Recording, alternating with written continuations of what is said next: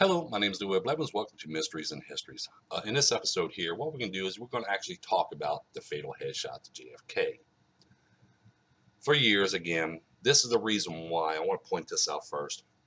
This is the reason why everybody in the JFK assassination keeps on pushing the issues of the fatal headshot came from here, the fatal headshot came from there, because the only shots that is really talked about into the JFK assassination is not the manhole cover shots or any other distraction shots or any other shots. To be honest with you, mostly shots is talked about in the JFK assassination is the fatal headshot to JFK and the magic bullet. But the fatal headshot is talked more about than the magic bullet. So basically, this is the reason why the JFK assassination is still going strong today, because of the fatal headshot to JFK. Because there's everybody out there, all these researchers and even people on the side, are trying to say, well, the fatal headshot came from here, the fatal headshot came from here, the fatal headshot came from there. As I point out in my research, I show photographic evidence of where the fatal headshot came from. Now, I know a lot of people does not accept that, okay, because we have eyewitness accounts and the testimonies, and people says, well, the blowhole in the back of JFK's head, the assassin was behind a picket fence area or on the south side. Okay, or the driver Greer shot JFK, or Governor Connally shot JFK, or Mrs. Kennedy shot JFK. Okay, excuse me, all these stories are floating around. But, like I point out in my research, I show where the fatal headshot came from by photographic evidence. But, again, like I said, they don't believe it. That's why I said to people, I believe in what I see than what I'm told. Because a story is just a story, a theory is just a theory. It's not facts and it's not evidence until you show it. And everything that I show, the gunman's location, the shots they took, the fatal headshot JFK, the shot to Governor Connally, okay, blows away the fatal headshot location and the magic bullet theory.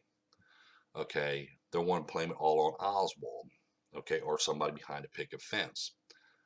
Okay, they want to tell guys going out there and tell a story. James Files says, hey, I was the assassin behind a picket fence. I took a fatal headshot JFK. But then he changed his story when he got out of jail. So now when he got out of jail, he changed the story. He didn't take the fatal headshot to JFK. That shot came from somewhere else. Okay, like I said, now stories keep on changing.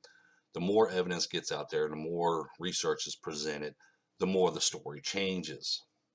Okay, and that's why a lot of people don't talk about my research, because I go into depth, I go into detail, and I talk about this. I point these facts out. I made a video on um, the ballistic testing just a few minutes ago, and I want to show some things here. When we're doing research, whatever, we have to take this into consideration where the fatal headshot would come from.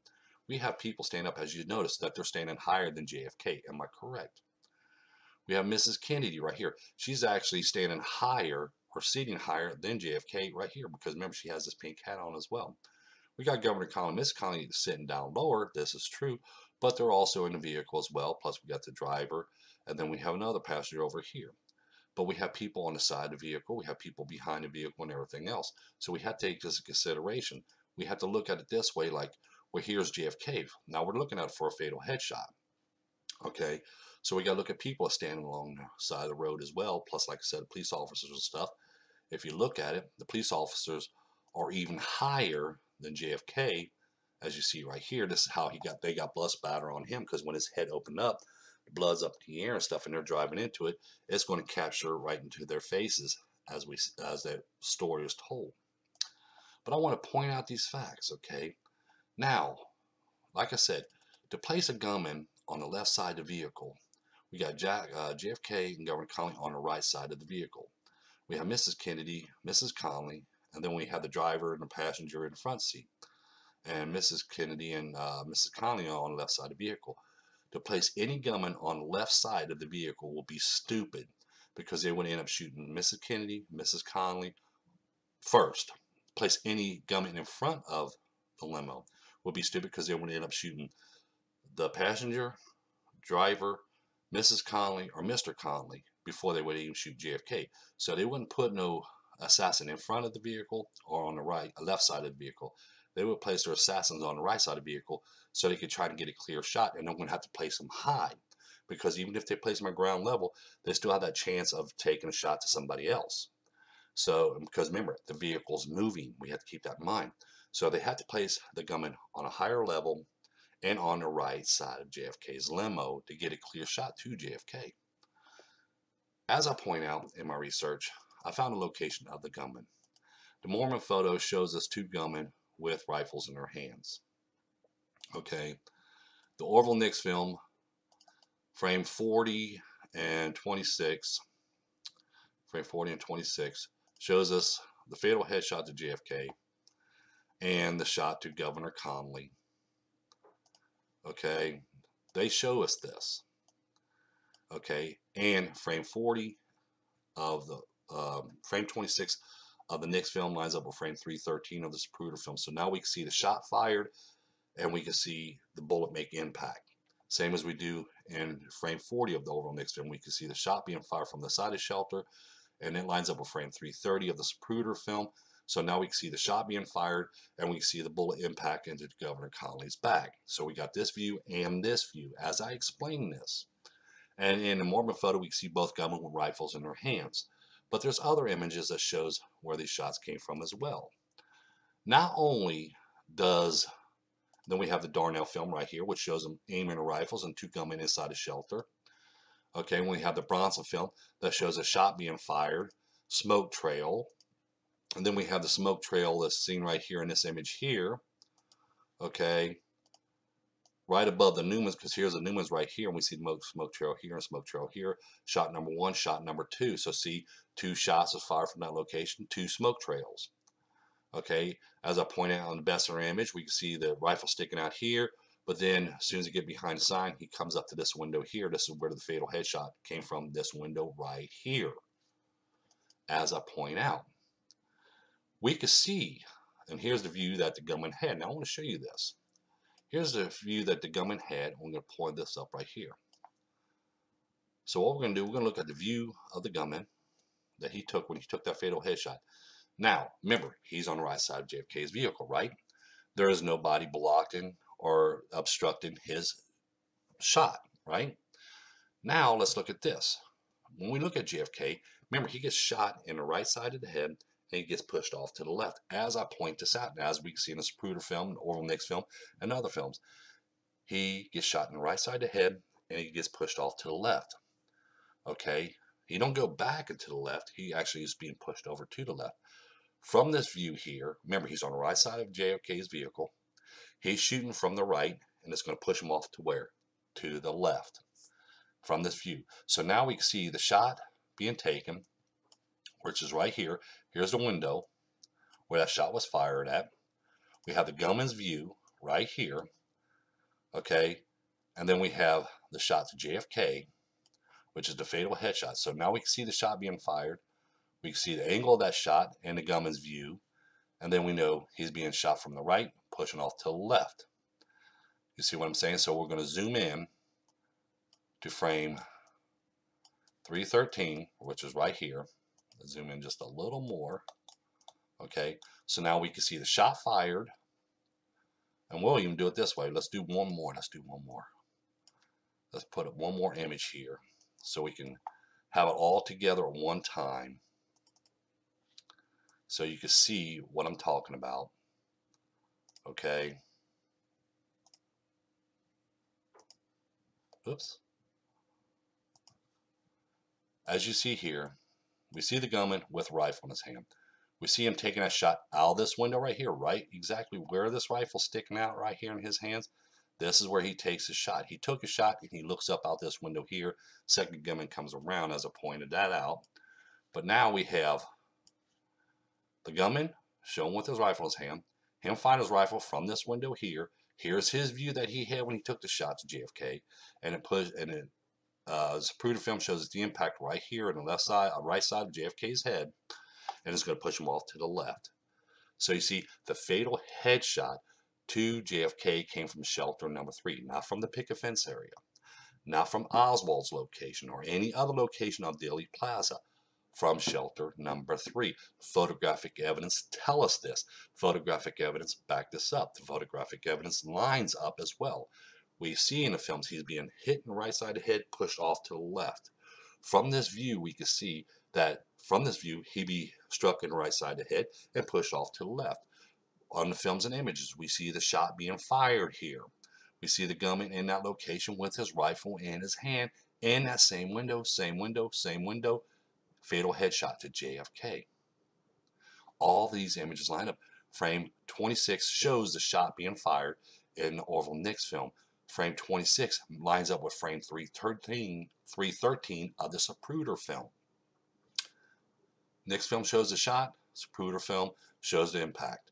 Location, as you see here, and then we see the gunman with a rifle in his hand right here, and the rifle sticking out of this location right here, because also in Orville Nix film, after he took the shot, we see that rifle being pushed out. As he's coming up, he's pushing the rifle out, and then we can see him push it back in as he drops down.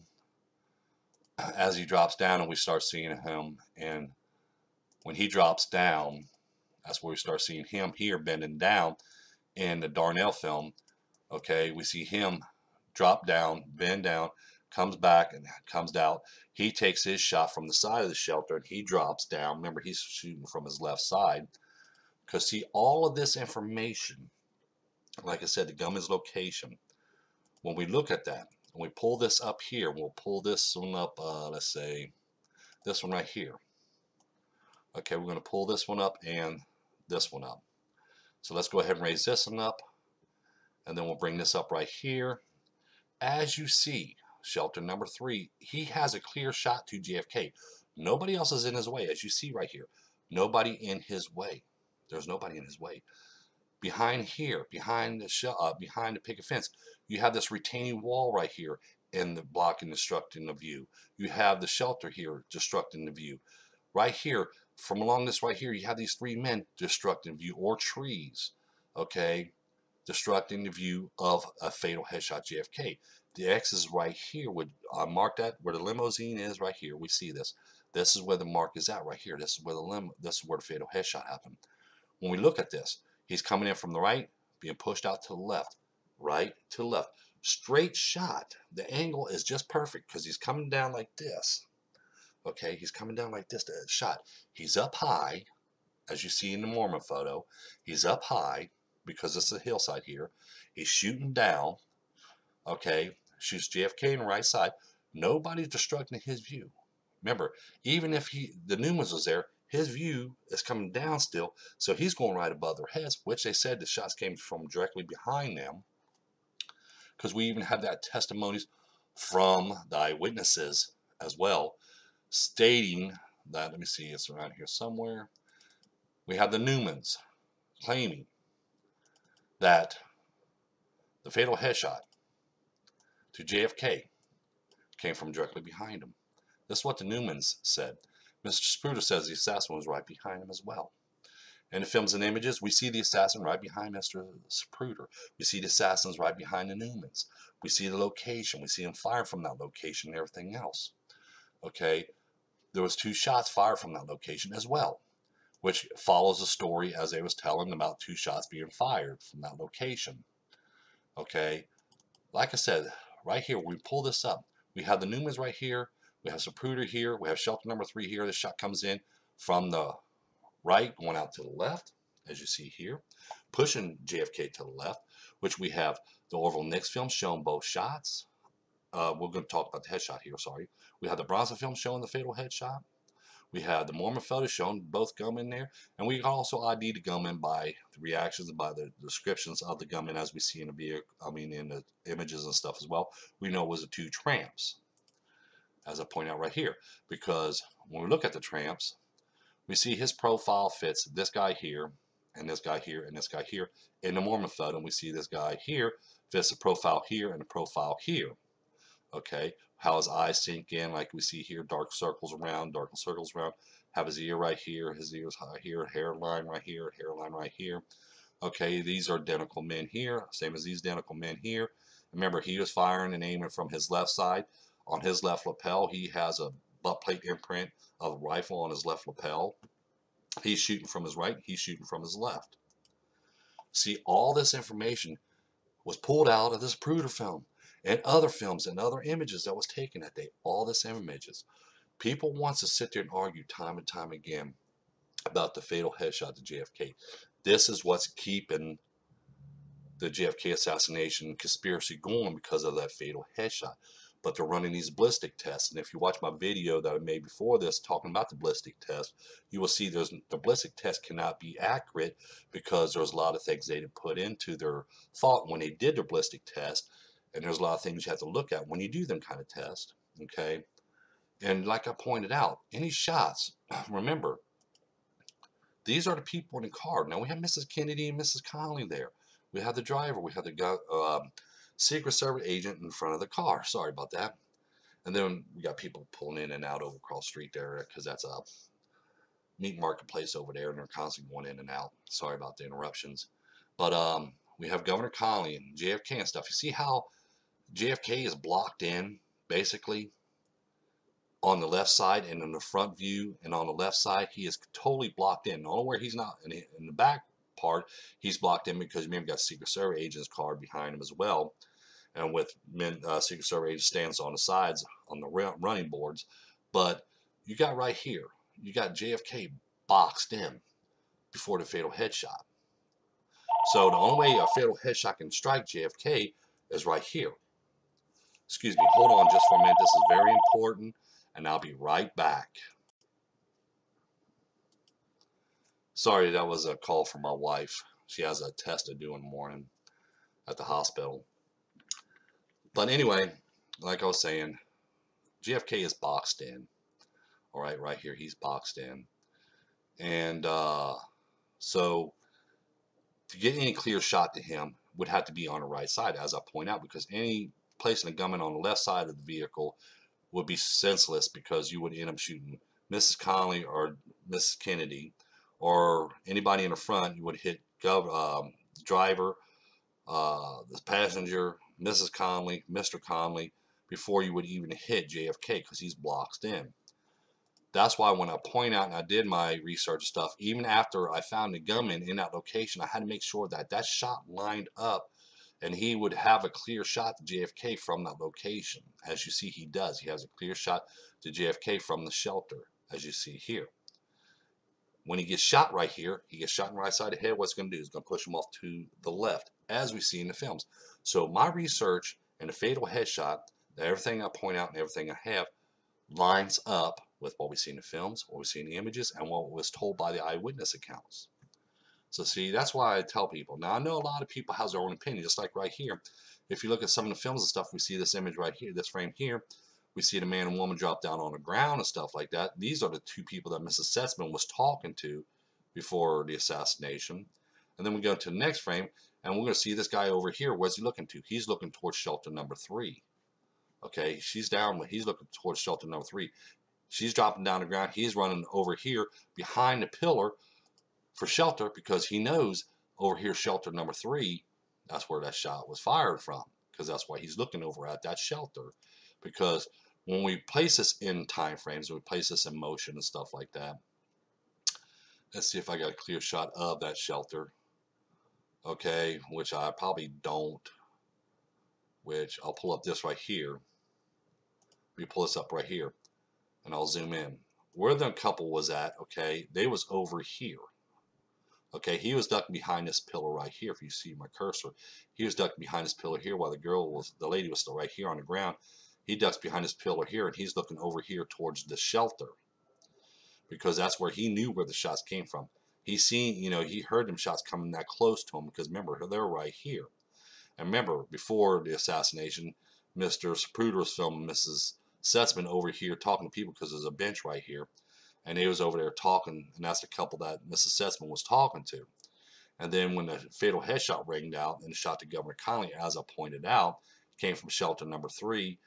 They dropped down on the ground, and he runs up and starts hiding behind this pillar right here, looking right over here at the shelter. Not over the defense area, to the shelter. Like I said, photographic evidence shows us the fatal headshot coming from JFK, to JFK, was from shelter number 3.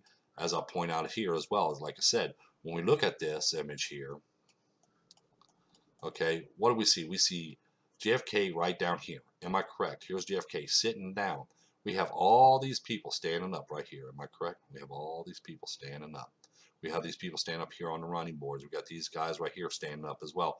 We have the motorcycle police officers. As you see, they're way above JFK. So when his head opened up like it did, that's why they got blood spatter on them and everything else, because they're driving right into it and they're right behind them and they're close by them and stuff like that. So you see there's a guy right here and there's people right along here as well. If you look at my cursor, there's people along here as well and right here, and you got a guy right, three guys right here at the steps and stuff like that, which he's coming down now to come into play right here.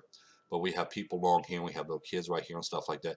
And as you see, JFK's down lower than all these people. So a shot would have to come from this window here, and he's coming straight down, and he's on that right side of Newman's. It's going to take place. That's why when I point things out and I point facts out, I show people, hey, this is what happened and that's what happened, you know. But as you see, like I said, I line up all my images to what frames they belong to. Just like this image here was taken by frame 161 of the Zapruder film. It lines up as well by the people in the vehicles and their surroundings and how they're reacting and all this other stuff. So you see, you have all these people here, as we see right here.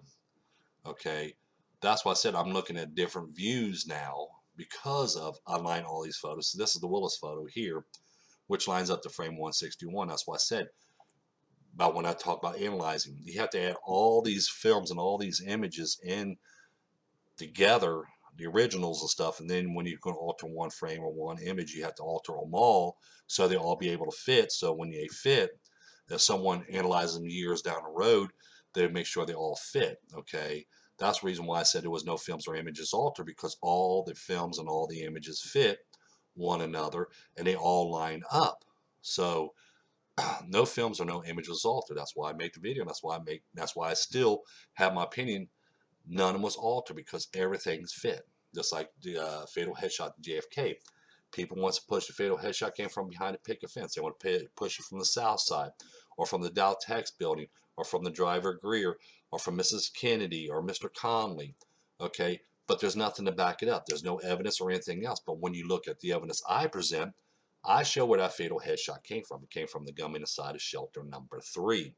He took that shot to JFK. That's where the fatal headshot came from. And how I know this is because we can see this. We see the Mormon photo, as I pointed out. We see the gunman with a rifle in the hand. We see in the Nix film, shot being fired from that window. We see from the Bronson film, shot being fired from that window. We also see the smoke trails. We see the smoke trails after. We see when we line up frame 26 of the Oral Nix film, it lines up with frame 313. So now we have this view of where the shot made contact with, and we have this view of where that shot came from. So see, it's not me telling a story. It's not me telling a theory. It's me telling facts now, because I'm presenting the facts that where this fatal headshot came from. So with this in mind, and knowing that the fatal headshot came from shelter number 3, there's no sense in talking about the gunman behind a picket fence no more. There's no sense in talking about the badge man no more. There's no sense in talking about a shot from the south side no more, because there is no evidence to back it up. But we can see now for a fact that the fatal headshot came from the gunman inside of shelter number 3. So that eliminates all that now. That eliminates all that now. So now the truth can be revealed. Now the truth can be told, because now we have the order of the shots. Now we know the location of the gunman. We know what shots they took. We know how the shots made contact. Even if you try to do the stuff in ballistic tests, it's all going to line up as well, because we have the eyewitness accounts that's lining up with with what we see. We see the gunman with the rifles in their hands. We see the gunman taking shots from their locations with the rifles in their hands. We see where the bullets are making contact. So see, we see. That's the key fact. We see it. We're not hearing it. We're seeing it. Like I said, we look at this time and time again. I'll pull this up one more time. We're seeing the gunman with a rifle in his hand right here, and now this window here. We see the shot in the Orville Nix film, which I'll pull up the close-up right here. Okay, we have the Orville Nix film. We have the Mayor Mormon photo showing the gunman with rifles in hand. We have the Nix film showing the shots. We have frame 313 showing the fatal headshot to JFK. Okay, we know the gunman's view. We see the gunman's view right here. Oops, Noah's right here. We just had it up. Okay, I'm trying to get all this in order so we can see. So we could piece all this together so everybody would understand a 1, 2, 3 on it. Okay, now we got it going here. Now that's all we got to do is bring up all the images one more time. We got the moment photo. Okay, now here we go. No, I thought we did. Sorry about that. My mouse. I got to get me a new mouse is what I got to do. Okay. Let's go here. Let's go back. And we're going to move right here. Okay, so see, this is the reason why I said we could tell where the fatal headshot came from now, because we have photographic evidence. We see the gunman with a rifle in his hand. This window here is where the fatal headshot came from. The Orville Nix film, we're seeing across the street now. Now we're on the left side of Elm Street. Okay, when we're looking down, we're on the left side of Elm Street, looking over this way, over to the right. Mormon photo shows us the gunman with a rifle in his hand, inside the shelter. The Orville Nix film shows us a shot being fired from that window, as you see right here. We see this rifle fire, sparks, and a smoke trail. We have the gunman's view that when he took this shot, this is what it looked like, and we have JFK in that same spot, that location, as everything's lining up right here when he took that shot. And we see the close-up now. Now we're on this side of Elm Street. Now we're going to see where that bullet made contact with by the Zapruder film, and then we're going to see that JFK being pushed off to his left, also in the Zapruder film. So we're seeing it from this view here. We're seeing the gunman, shots he's fired and stuff, and also, like I said, in the Bronson film also shows the shots as well. But we're seeing this view here. We're talking about fatal headshot. Seeing from this view here on this side of Elm Street, we're seeing the gunman's location. We're seeing him taking that shot. Now we're back on this side of Elm Street, and now we're seeing that gunman's view that he's taken, and we're seeing the Zapruder film showing where that bullet made contact with, and we're seeing JFK being pushed off to his left from being shot in the right. So see, the fatal headshot came from shelter number 3, the gunman inside of shelter number 3. This is based on photographic evidence. Now, when they said the fatal headshot came from the picket fence area, the south side, they tell us by ballistics. Where's the evidence? They don't show it. Okay, they say, well, eyewitness accounts. That's just a story. It's just a theory. Where's the evidence at? I just got done showing you evidence that we can see, the photographic evidence. When you line them all up, you piece all this puzzle together, you will see. We have people looking right at the shelter when them shots are fired, as you see right here. Okay, excuse me. We have images that shows 2 patches of smoke, which is the fatal headshot to JFK and Governor Connally. We see the bullet impacts to Governor Connally and JFK. We see JFK being pushed off to his left. We see the shots being fired in Orville Nix film, and in the Bronson film, we see them shots being fired from shelter number 3. The moment photo shows 2 gunmen inside of shelter number 3, showing us, Orville Nix film, showing us, Bronson film, showing us, Bessner images and stuff, showing us, or Zapruder film, showing us, the view from that, an image of the view, showing us. The bullet made contact JFK right side of his head, showing us.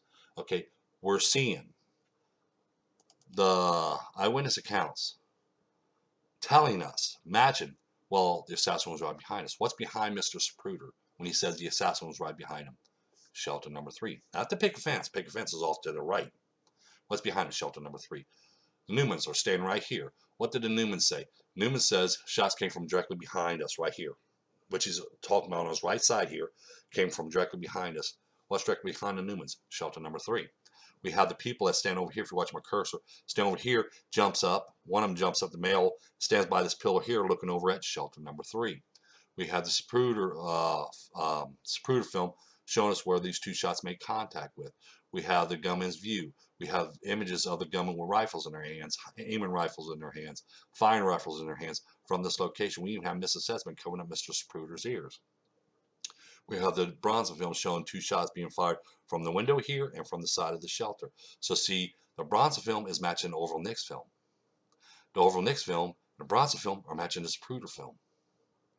Do you see what I'm saying? And the Zapruder film and the Orville Nix film and the Bronson film are matching the Mormon photo. And then the Mormon photo, the Orville Nix film, the Bronson film, Zapruder film are matching the Darnell film. And the Darnell film is matching the Orville Nix film, the Bronson film, Zapruder film, the Mormon photo, and matching the testimony of the Newmans, matching the first testimony of Mr. Zapruder.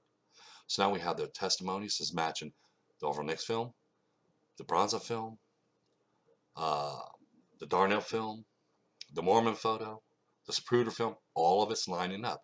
And all of it's showing us, shelter number 3, where the fatal headshot came from. So don't forget that like button. Don't forget to subscribe. Don't forget to tell your friends about us. Always in the description down below, you'll find a book, Evidence of Conspiracy, the only book you ever need in JFK assassination. As I pointed out before, if you believe other people's research, that's fine and dandy. Okay, because from now on, I'm leaving the comments open. Only thing I ask you to do is respect other people. Okay, if you don't agree with my research, that's fine and dandy as well. Okay, that's your opinion. But like I said, everything that I claim, everything that I show, I present photographic evidence to back it up.